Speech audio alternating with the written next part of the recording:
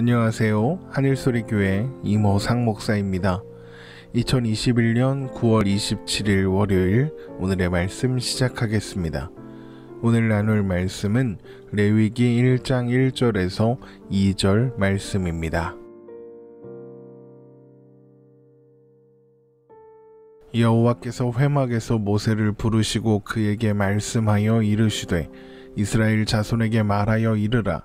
너희 중에 누구든지 여호와께 예물을 드리려거든 가축 중에서 소나 양으로 예물을 드릴지니라.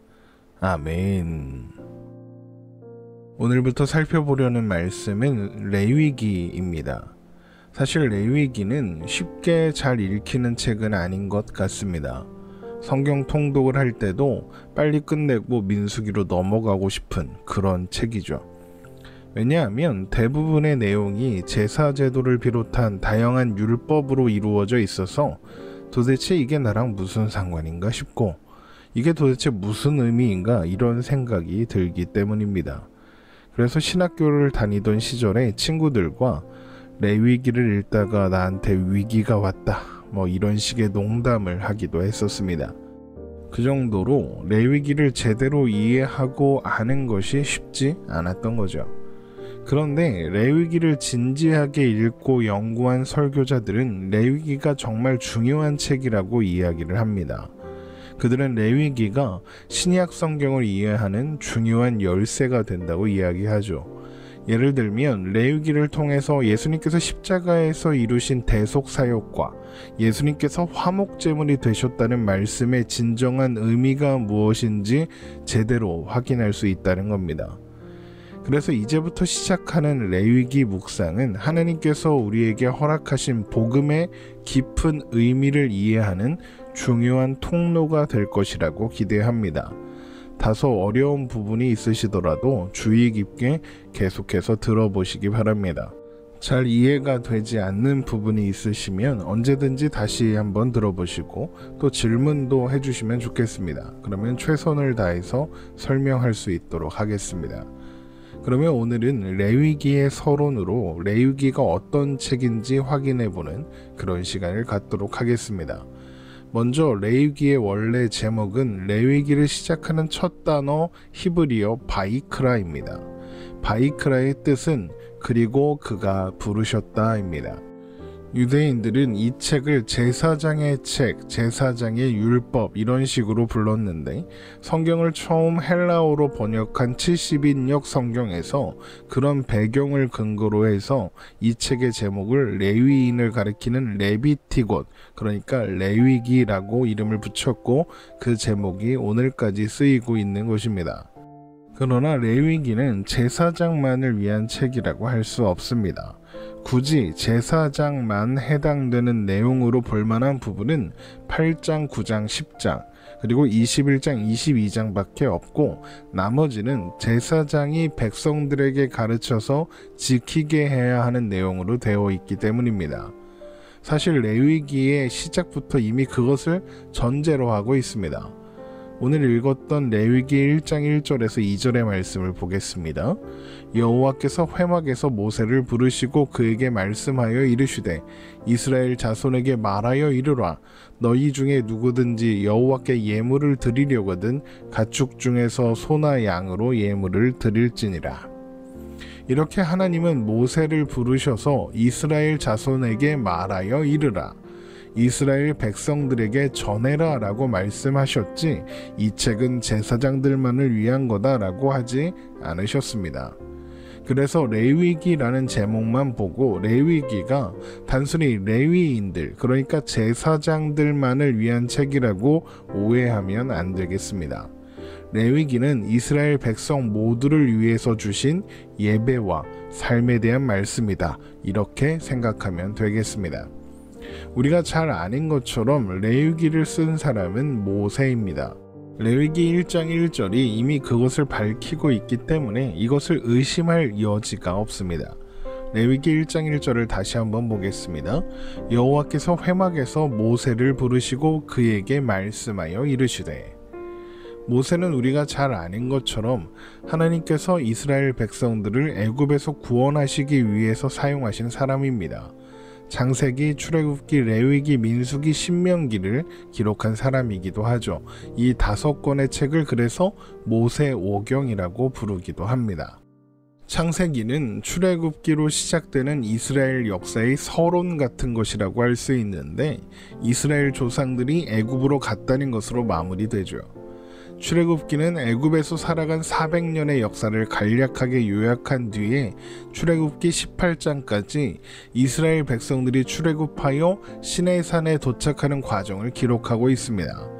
출애굽기 19장부터 40장까지는 하나님과 이스라엘 백성들 간의 언약이 체결되고 언약법과 또 성막 건설에 대한 이야기가 기록되어 있습니다. 출애굽기는 성막이 출애굽의 둘째 해 첫째 달 초하루에 완성되었다라고 전하고 있죠. 출애굽기 40장 17절입니다. 둘째 해 첫째 달 곧 그 달 초하루에 성막을 세우니라. 그 후에 이스라엘 백성들은 다시 길을 떠나서 시내산에서 가나안까지 여행을 하게 되는데, 그 과정을 기록한 책이 민수기입니다. 민수기에 따르면 그 여정은 백성들의 숫자를 계수하는 것으로 시작되었는데, 그때는 출애굽 2년차 둘째 달 첫째 날이었습니다.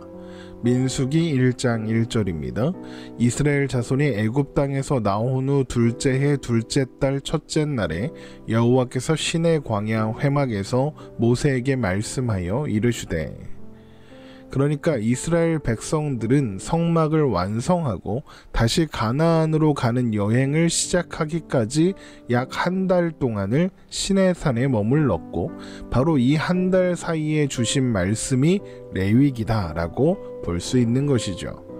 그래서 레위기는 성막이 완성되었다는 출애굽 40장에 이어서 성막을 중심으로 드릴 제사와 또 일상생활에서의 거룩에 대해 다루고 있는 겁니다. 그래서 민수기는 모든 제사 제도를 완비한 후에 인구조사를 하고 지파별로 하나님 앞에 제사를 드린 후에 광야로 떠난다, 이런 이야기로 시작되는 것이죠. 그러면 이제 레위기가 어떻게 구성되어 있는지 살펴보도록 하겠습니다. 레위기 1장에서 7장은 제사 제도가 설명되어 있는데, 이 부분에서 우리는 구약의 5대 제사인 번제, 소제, 화목제, 속죄제, 속건제에 대해서 자세히 살펴보게 될 겁니다. 8장부터 10장에는 앞의 내용들을 근거로 첫 번째 제사장을 세우는 위임식에 대한 기록이 담겨 있습니다. 이후에 이어지는 11장에서 16장에서는 정결한 것과 부정한 것을 나누고 부정한 것을 정결하게 하는 예법에 대하여 기록하고 있습니다. 그 중에서도 가장 중요한 부분은 아마도 16장일 것인데, 16장에서 우리는 속죄일에 대해서 대속죄일이라고 하는 바로 그 날에 대해서 자세히 살펴보게 될 겁니다. 이어지는 17장에서 27장까지는 하나님의 백성들이 하지 말아야 할 것이 무엇인지와 거룩한 삶을 위한 율법들이 기록되어 있는데, 주로 사람과 사람 사이의 문제를 다루고 있습니다. 그 중에서도 25장에서는 안식년과 희년, 그리고 27장에서는 11조와 서원에 대해서 살펴볼 수 있겠죠. 이런 레위기의 구성을 보다 보면 예수님께서 구약의 율법을 하나님 사랑, 이웃 사랑으로 정리하셨던 것이 떠오르게 됩니다. 마태복음 22장 37절에서 40절의 말씀입니다. 예수께서 이르시되 내 마음을 다하고 목숨을 다하고 뜻을 다하여 주 너의 하나님을 사랑하라 하셨으니 이것이 크고 첫째 되는 계명이요 둘째도 그와 같으니 내 이웃을 내 자신과 같이 사랑하라 하셨으니 이 두 계명이 온 율법과 선지자의 강령이니라. 레위기의 구성을 생각해보면 제사 제도와 또 하나님 앞에 거룩한 것이 무엇인지 기록하고 있는 레위기의 전반부는 하나님 사랑, 그리고 후반부의 이야기는 이웃 사랑으로 나눌 수 있는 겁니다. 그리고 그 전환점이 되는 것이 레위기 16장의 대속죄일이라고 할 수 있죠. 그런데 대속죄일은 예수님의 십자가와 연결되는 날입니다. 그러니까 레위기는 신약 성경과 예수님의 사역에 대해서 더 깊이 이해할 수 있도록 하는 중요한 책이다라는 말이 나오는 겁니다.